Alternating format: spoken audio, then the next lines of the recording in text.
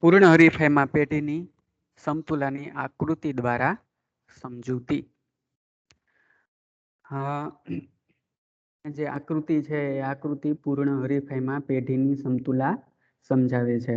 આકૃતિમાં તમે જોઈ શકો કે એક્સ ધરી પર ઉત્પાદન લેવામાં આવેલું છે અને વાય ધરી પર આવક અને ખર્ચ લેવામાં આવેલા છે. જે રેખા છે આડી ધરીને સમાંતર, એ કઈ રેખા છે? તો કે એ સરેરાશ આવક, સીમાંત આવક, કિંમત રેખા અને એ માંગ રેખા પણ છે. કારણ કે પૂર્ણ હરીફાઈમાં આગળ આપણે જોઈ ગયા હતા એક પોઈન્ટ કે પૂર્ણ હરીફાઈમાં સરેરાશ આવક અને સીમાંત આવક, આપણે એવું એક પોઈન્ટ જોઈ ગયા હતા. તો કે પૂર્ણ હરીફાઈમાં વધારાની એક વસ્તુનું વેચાણ કરવા માટે વસ્તુની કિંમત ઘટાડવી પડતી નથી.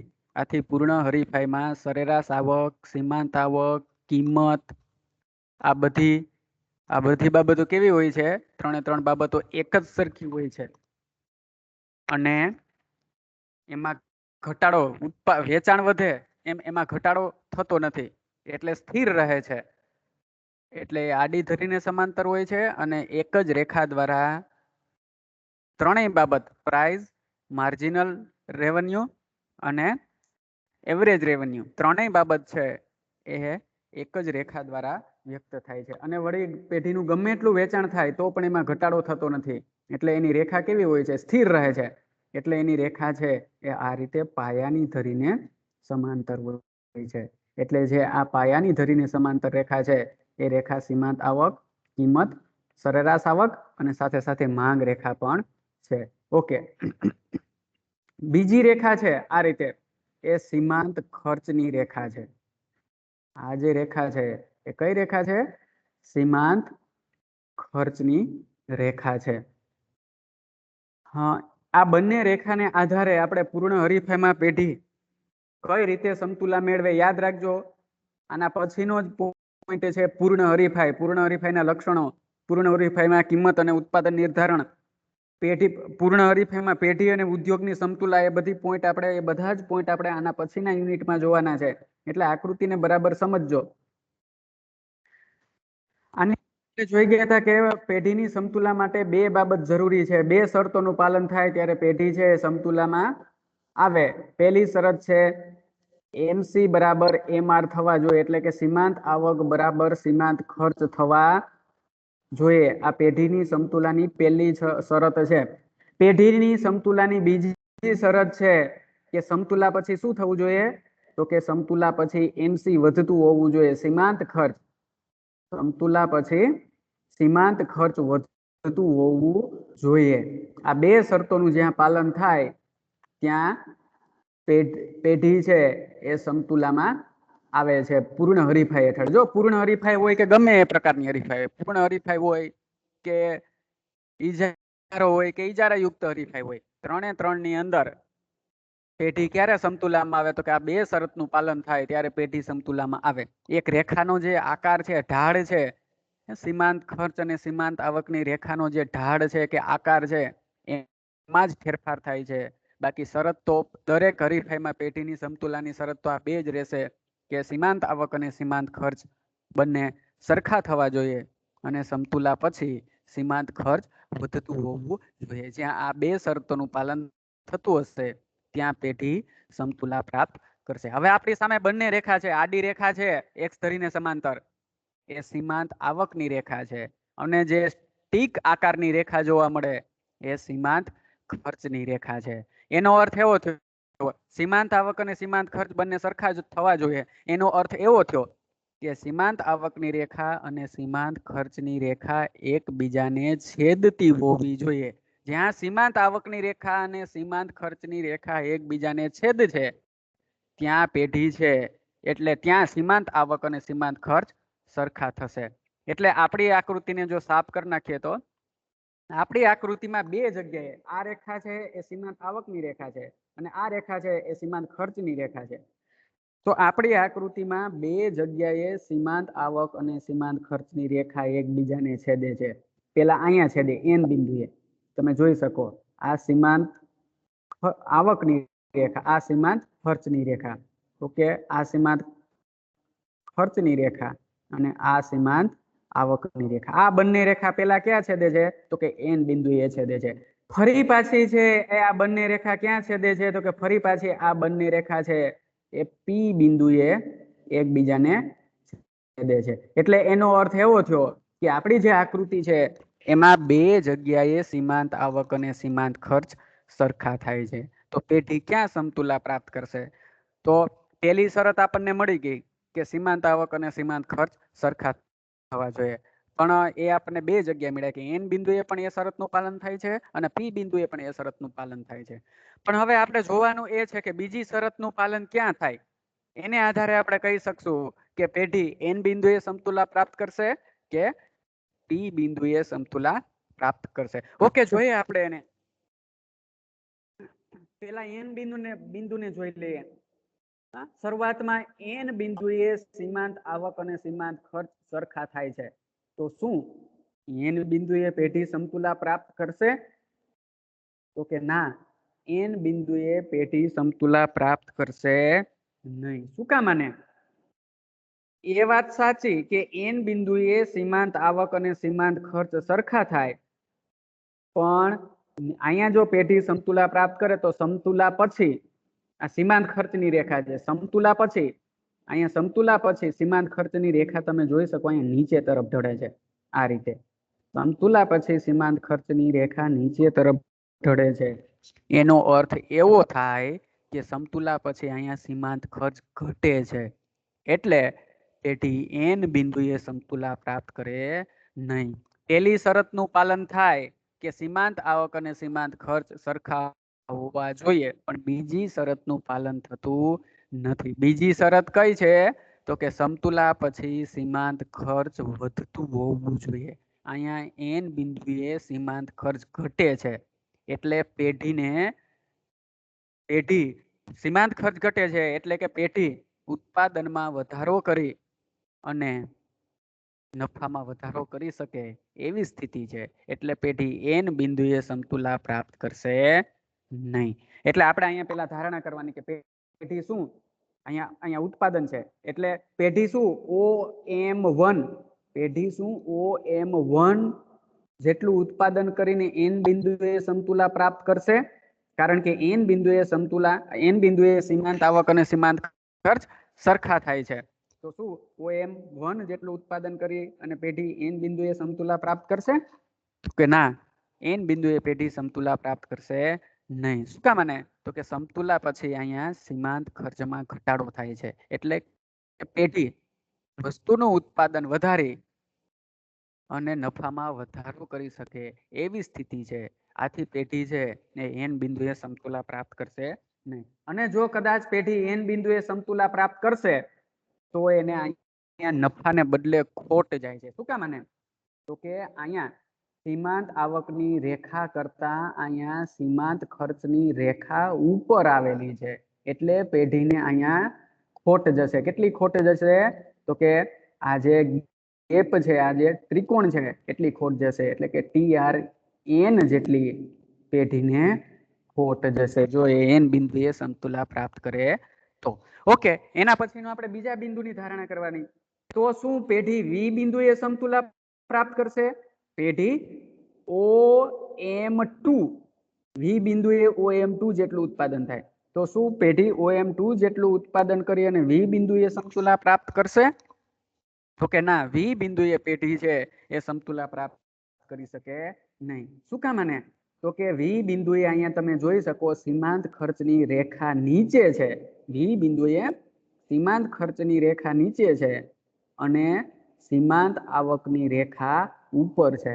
એટલે એનો અર્થ એમ થાય કે OM2 ઉત્પાદને પેઢીની સીમાંત ખર્ચ કરતા પેઢીના સીમાંત ખર્ચ કરતા પેઢીની સીમાંત આવક વધુ છે.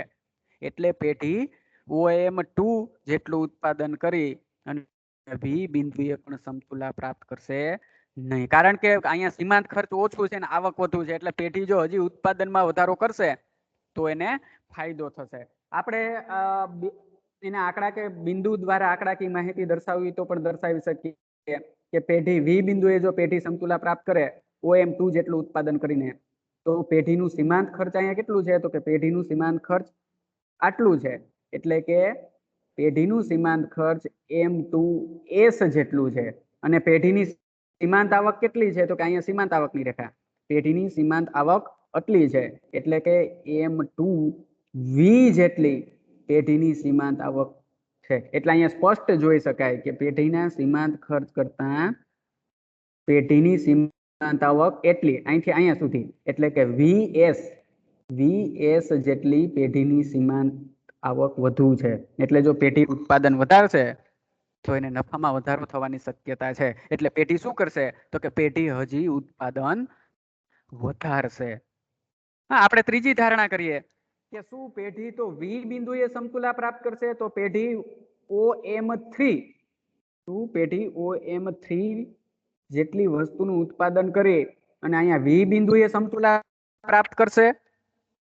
તો V બિંદુએ જોઈ શકાય કે અહીંયા V બિંદુએ સીમાંત ખર્ચની રેખા ઉપર છે અને સીમાંત આવકની રેખા અહીંયા નીચે છે. એની જોઈ શકીએ આપણે V બિંદુએ સીમાંત ખર્ચની રેખા ઉપર છે અને સીમાંત આવકની રેખા નીચે છે. તો એનો અર્થ એવો થાય કે V બિંદુએ પેઢીની સીમાંત આવક કરતા સીમાંત ખર્ચ વધુ છે, એટલે પેઢી V બિંદુએ પણ સમતુલા પ્રાપ્ત કરે નહીં.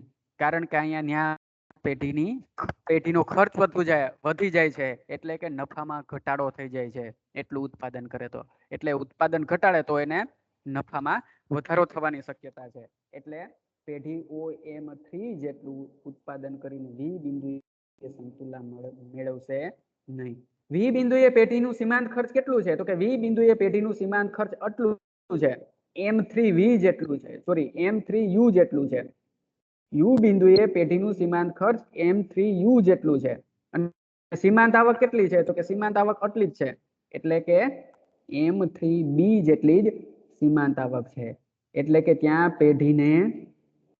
પેઢીના સીમાંત આવક કરતા પેઢીની સીમાંત ખર્ચ UB જેટલી વધુ છે, એટલે પેઢી U બિંદુએ પણ સમતુલા પ્રાપ્ત કરશે નહીં. તો પેઢી ક્યાં સમતુલા પ્રાપ્ત કરશે? તો પેઢી છે એ OM જેટલું ઉત્પાદન કરી અને પેઢી P બિંદુએ સમતુલા પ્રાપ્ત કરશે. શું કામ માને?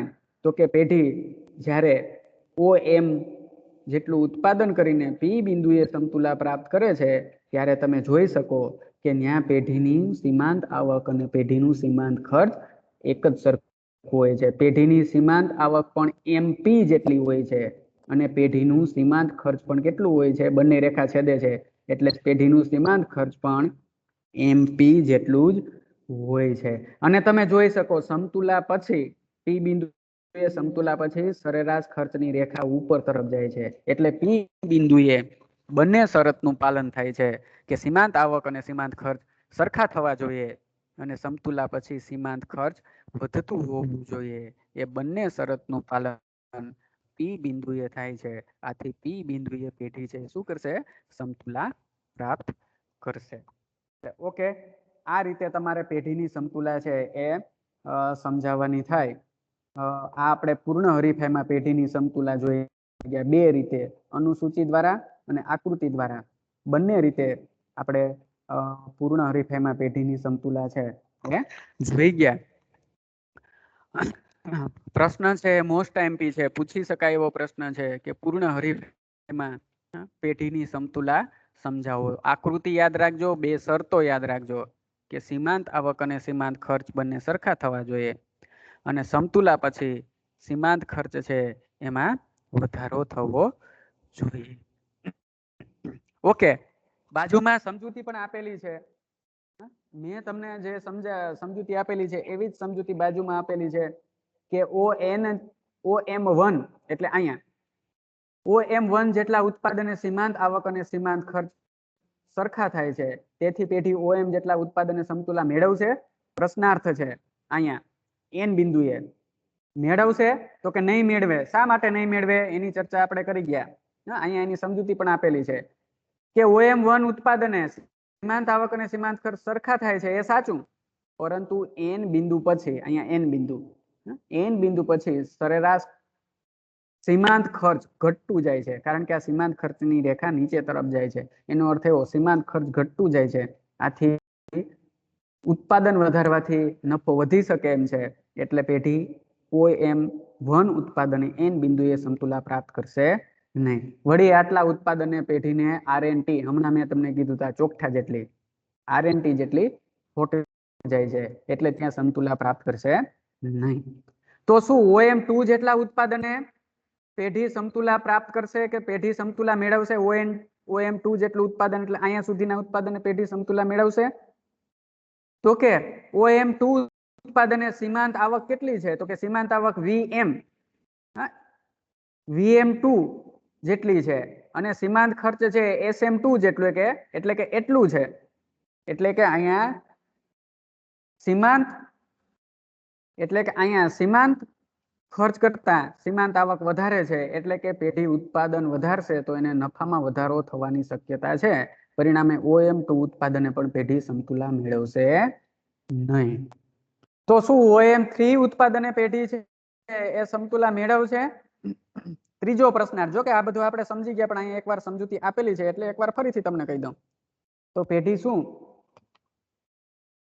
OM3 જેટલા ઉત્પાદને સમતુલા પ્રાપ્ત કરશે?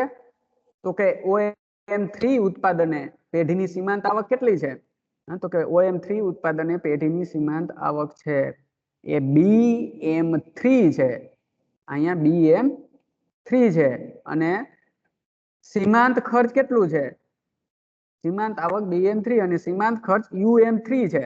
આ UM3 છે. આથી અહીંયા સીમાંત આવક કરતા સીમાંત ખર્ચ વધી જાય છે. આથી પેઢી OM3 ઉત્પાદને પણ સમતુલા મેળવશે નહીં. છેવટે પેઢી ક્યાં સમતુલા પ્રાપ્ત કરશે? તો કે છેવટે પેઢી OM ઉત્પાદને પેઢી સમતુલા પ્રાપ્ત કરે છે, કારણ કે OM ઉત્પાદને સીમાંત આવક અને સીમાંત ખર્ચ, આ OM ઉત્પાદને બંને રેખા છેદે P બિંદુએ સીમાંત આવક અને સીમાંત ખર્ચ સરખા થાય છે. P બિંદુ પછી સરેરાશ સીમાંત ખર્ચ છે એની રેખા ઉપર જાય, એટલે કે સીમાંત ખર્ચ વધતું જાય છે. આમ OM ઉત્પાદને સીમાંત આવક અને સીમાંત ખર્ચ બંને સરખા થાય છે અને સમતુલા પછી સીમાંત ખર્ચ વધતું જાય છે, એટલે બંને શરતનું પાલન થાય છે. આથી OM ઉત્પાદને પેઢી સમતુલા પ્રાપ્ત કરે છે. ઓકે, એટલે મહત્તમ નફાની દ્રષ્ટિએ પણ એ બિંદુ છે એ મહત્વનું છે. ઓકે, અહીંયા આપણે પૂર્ણ હરીફાઈમાં પેઢીની સમતુલા છે એ પૂરી કરીએ. એના પછીનો આપણો પોઈન્ટ છે ઈજારો અને ઈજારા યુક્ત હરીફાઈ હેઠળ પેઢીની સમતુલા અને પેઢીની સમતુલાની શરતો, અથવા તો અપૂર્ણ ઈજારો અને ઈજારા યુક્ત હરીફાઈ એવો શબ્દ ન પ્રયોગ કરવો હોય, પ્રયોગ કરવો હોય તો કરી શકીએ. એની જગ્યાએ અપૂર્ણ હરીફાઈમાં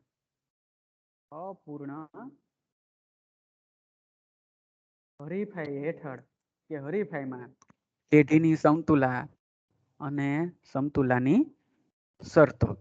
ઓકે, એ સમજવા માટે પણ આપણે અહીંયા એક અનુસૂચિ છે એ અનુસૂચિનો આશરો છે એ લઈએ. એટલે એ અનુસૂચિને આધારે આપણે એ સમતુલા છે એ સમજવાની છે.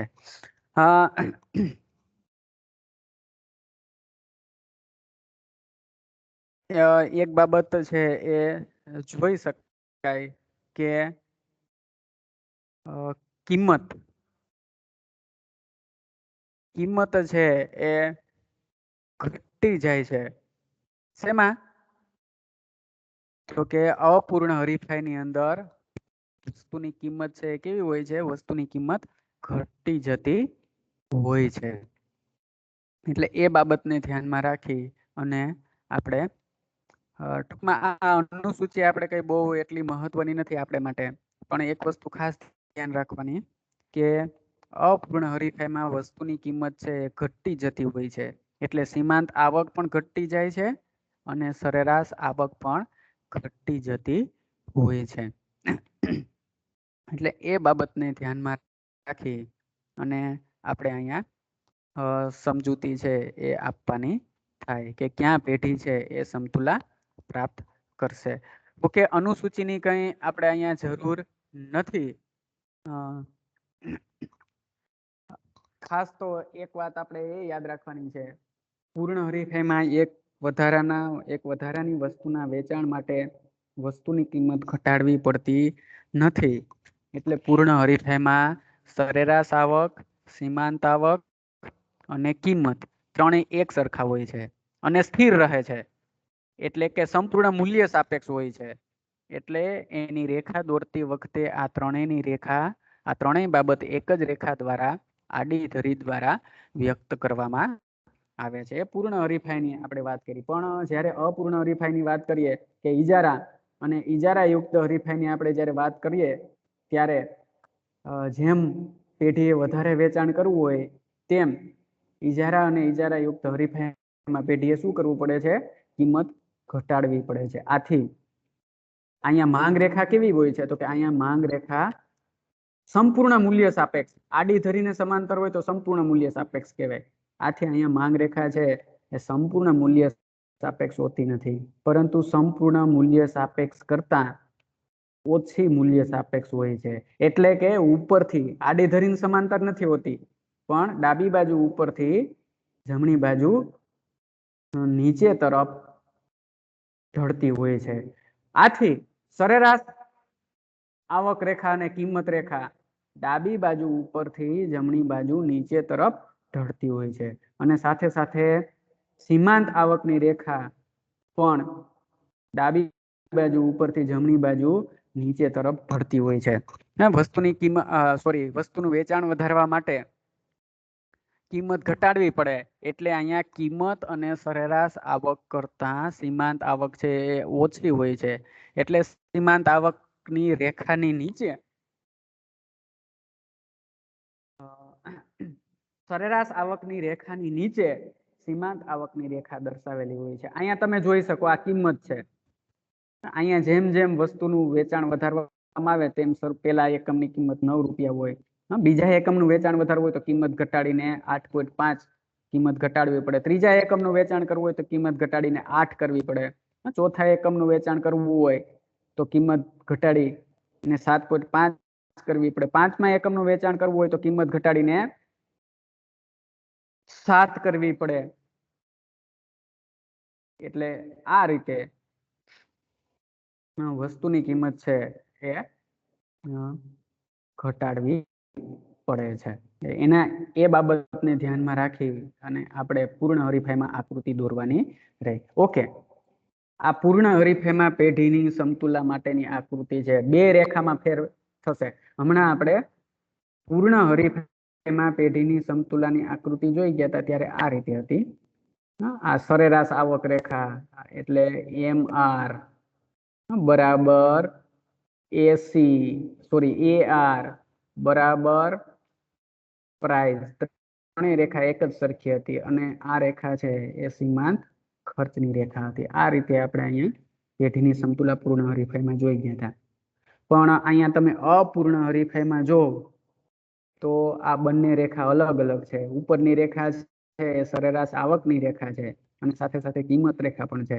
એની નીચે સીમાંત આવકની રેખા આવેલી છે અને આ રેખા બંને રેખા અલગ તો છે પણ પાછી આડી ધરીને આ રીતે સમાંતર નથી, સંપૂર્ણ મૂલ્ય સાપેક્ષ નથી, પણ સંપૂર્ણ કરતા ઓછી મૂલ્ય સાપેક્ષ છે.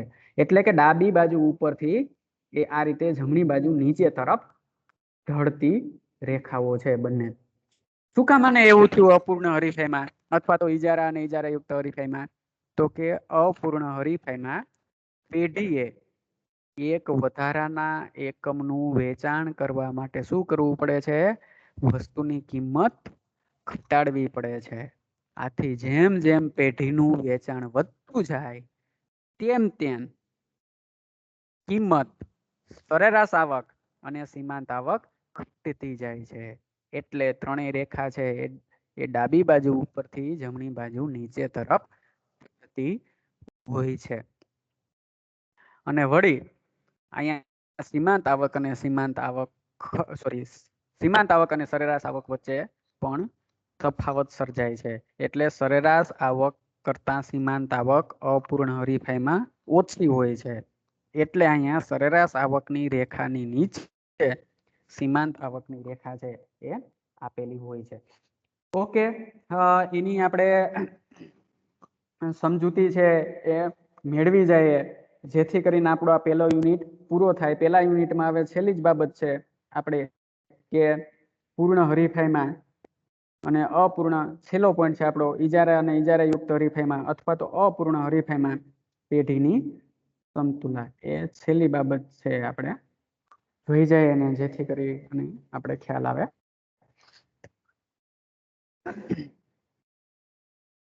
આકૃતિ સમજાવીએ ત્યારે OX ધરી પર શું આપેલું છે અને OY ધરી પર શું આપેલું છે એની પહેલા નોંધ કરી દેવાની. તો કે આકૃતિમાં OX ધરી પર ઉત્પાદનનું પ્રમાણ આપેલું છે અને OY ધરી પર આવક અને ખર્ચનું પ્રમાણ છે એ આપેલું છે. આકૃતિમાં જોઈ શકાય કે સરેરાશ આવકની રેખા અને સીમાંત આવકની રેખા બંને અલગ અલગ રેખા છે. સીમાંત સરેરાશ આવકની રેખાની નીચે સીમાંત આવકની રેખા આપેલી છે અને આ બંને રેખા છે એ ડાબી બાજુ ઉપરથી જમણી બાજુ નીચે તરફ ઢળે છે. એ એવું દર્શાવે છે કે અપૂર્ણ હરીફાઈમાં અથવા તો ઈજારા અને ઈજારા યુક્ત હરીફાઈમાં પેઢીએ એક વધારાના એકમનું વેચાણ કરવા માટે વસ્તુની કિંમત ઘટાડવી પડે છે. ઓકે, એટલી વસ્તુ તમારે પહેલા શરૂઆતમાં સમજાવી દેવાની. ઓકે, સરેરાશ આવકની રેખાની નીચે સીમાંત આવકની રેખા છે એનો અર્થ એવો થાય કે અપૂર્ણ હરીફાઈમાં સરેરાશ આવક કરતા સીમાંત આવક કેવી હોય છે? હંમેશા ઓછી હોય છે. બાકી હવે પછી આપણે ફરી પાછી બે શરતોનું, ભલે આકૃતિ અહીંયા થોડીક જુદી છે પણ અપૂર્ણ હરીફાઈમાં પણ પેઢીની સમતુલા સમજાવવા માટે બે શરતો તમને યાદ હોવી જોઈએ. એક, સીમાંત ખર્ચ બરાબર સીમાંત આવક એટલે કે MC બરાબર MR થવું જોઈએ. અને બીજી શરત છે કે સમતુલા પછી MC એટલે કે સીમાંત ખર્ચ વધતું જોઈએ, વધતું હોવું જોઈએ. ઓકે, આ બે શરતોનું, જેમ પૂર્ણ હરીફાઈમાં આ બે શરતોનું પાલન થતું હતું ત્યાં પેઢી સમતુલામાં આવતી હતી, એમ અપૂર્ણ હરીફાઈ કે ઈજારા અને ઈજારા યુક્ત હરીફાઈમાં પણ પેઢી આ બે શરતોનું જ્યાં પાલન થશે ત્યાં પેઢી છે એ સમતુલામાં આવશે. ઓકે, આપણે સીમાંત ખર્ચ અને સીમાંત આવક જોવાની છે. એટલે આ છે એ સીમાંત આવકની રેખા છે, આ છે એ સીમાંત ખર્ચની રેખા છે. આ બંને રેખા જ્યાં એકબીજાને છેદશે ત્યાં પેઢી સમતુલા પ્રાપ્ત કરશે. હવે ફરી પાછી અહીંયા બંને રેખા છે એ બે જગ્યાએ P બિંદુએ અને S બિંદુએ એકબીજાને છેદે છે. એટલે આપણે એ નક્કી કરવું પડે કે પેઢી ક્યાં સમતુલામાં આવશે. તો એ વાત છે એ આકૃતિમાં સમજાવેલી છે સમજૂતીની અંદર. તો જોઈએ આપણે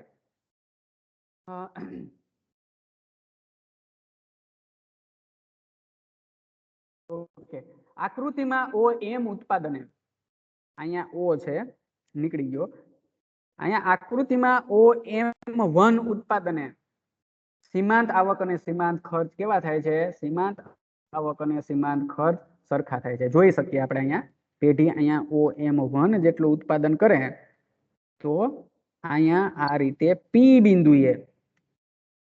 બિંદુએ આ સીમાંત ખર્ચની રેખા છે અને આ સીમાંત આવકની રેખા છે. P બિંદુએ સીમાંત આવક અને સીમાંત ખર્ચ સરખા થાય છે. તો શું પેઢી P બિંદુએ સમતુલા પ્રાપ્ત કરશે કે ના? પેઢી P બિંદુએ સમતુલા પ્રાપ્ત કરશે નહીં. શું કામ આને પેઢી P બિંદુએ સમતુલા પ્રાપ્ત નહીં કરે? તો કે અહીંયા P બિંદુ પછી સીમાંત ખર્ચ ઘટતું જાય છે. તો એનો અર્થ એવો થયો કે જો પેઢી હજી ઉત્પાદન વધારે તો એના નફામાં વધારો થવાની શક્યતા છે. એટલે પેઢી P બિંદુએ પ્રાપ્ત કરશે નહીં. પરંતુ P બિંદુ પછી સીમાંત ખર્ચ ઘટતું જાય છે. આથી પેઢી OM1 ઉત્પાદને OM1 જેટલું ઉત્પાદન કરી અને P બિંદુએ સમતુલા પ્રાપ્ત કરતી નથી. બીજું, OM ને લઈ લીધો, હવે OM2 ને લઈ લઈએ તો શું પેઢી OM2 જેટલું ઉત્પાદન કરી અને સમતુલા પ્રાપ્ત કરશે? જો પેઢી OM2 જેટલું ઉત્પાદન કરે, અહીંયા OM2 જેટલું ઉત્પાદન કરે તો અહીંયા સીમાંત ખર્ચની રેખા છે, એની ઉપર સીમાંત આવકની રેખા છે. તો અહીંયા સીમાંત ખર્ચ કરતા સીમાંત આવક વધારે છે. આથી પેઢી ઉત્પાદન વધારશે તો એના નફામાં વધારો થવાની શક્યતા છે. OM2 જેટલું પેઢી ઉત્પાદન કરે તો અહીંયા જોઈ શકીએ કે સીમાંત ખર્ચની રેખા નીચે છે, સીમાંત આવકની રેખા ઉપર છે. એનો અર્થ એવો કે સીમાંત ખર્ચ કરતા સીમાંત આવક વધુ છે, એટલે પેઢી જો હજી ઉત્પાદન વધારે તો એના નફામાં વધારો થવાની શક્યતા છે. એટલે પેઢી OM2 જેટલું ઉત્પાદન કરી અને સમતુલા પ્રાપ્ત કરશે નહીં. તો ત્રીજું, તો શું પેઢી OM3 ઉત્પાદન અને સમતુલા પ્રાપ્ત કરશે? OM3 અહીંયા, તો શું પેઢી OM3 જેટલું ઉત્પાદન કરીને સમતુલા પ્રાપ્ત કરશે? તો કે પેઢી OM3 જેટલું ઉત્પાદન કરીને સમતુલા પ્રાપ્ત કરશે નહીં. કારણ કે OM3 ઉત્પાદને તમે જોઈ શકો, OM3 ઉત્પાદને અહીંયા સીમાંત આવકની રેખા નીચે છે અને અહીંયા સીમાંત ખર્ચની રેખા ઉપર છે, એટલે કે અહીંયા સીમાંત આવક કરતા સીમાંત ખર્ચ વધુ છે. અહીંયા સીમાંત આવક કરતા સીમાંત ખર્ચ વધી જાય છે. આથી પેઢી જો OM3 જેટલું ઉત્પાદન કરે તો એને નફાને બદલે ખોટ જાય છે. આથી પેઢીને ઉત્પાદન ઘટાડવાથી એને લાભ થાય છે. પેઢીને ઉત્પાદન ઘટાડવાથી એને લાભ થાય છે. પરિણામે પેઢી OM3 ઉત્પાદનને સમતુલા પ્રાપ્ત કરશે નહીં.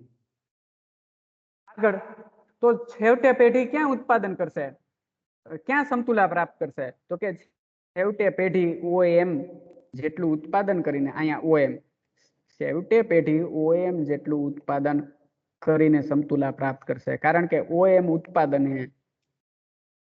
ઉત્પાદને S બિંદુએ જોઈ શકીએ આપણે આ સીમાંત આવકની રેખા અને સીમાંત ખર્ચની રેખા બંને એકબીજાને છેદે છે, એટલે છેવટે OM ઉત્પાદને પેઢી સમતુલા મેળવે છે. કારણ કે OM જેટલા ઉત્પાદને સરેરાશ આવક બરાબર સીમાંત આવક બરાબર સીમાંત ખર્ચ છે, કેવા થાય છે? સરખા થાય છે. અને આ બિંદુ પછી, એટલે કે S બિંદુ પછી તમે જોઈ શકો સરેરાશ સીમાંત ખર્ચની રેખા ઉપર તરફ જાય, એટલે S બિંદુ પછી સીમાંત ખર્ચમાં વધારો થાય છે. એટલે બંને શરતનું પાલન થાય છે કે સીમાંત આવક અને સીમાંત ખર્ચ બંને સરખા થવા જોઈએ અને સમતુલા પછી સીમાંત ખર્ચ વધવું જોઈએ. એ બંને શરતનું પાલન S બિંદુએ થાય છે, એટલે પેઢી S બિંદુએ સમતુલા પ્રાપ્ત કરે છે. ઓકે, આભાર. આપણો આ યુનિટ છે એ પહેલો યુનિટ આપણે પૂરો કરીએ. પેપર નંબર 17 માં પહેલો યુનિટ છે એ આપણે કરીએ. હવે પછી પેપર નંબર 17 ની જગ્યાએ કયું પેપર આવશે? કે પેપર નંબર 17 ની જગ્યાએ આપણે હવે પછી પેપર લેશું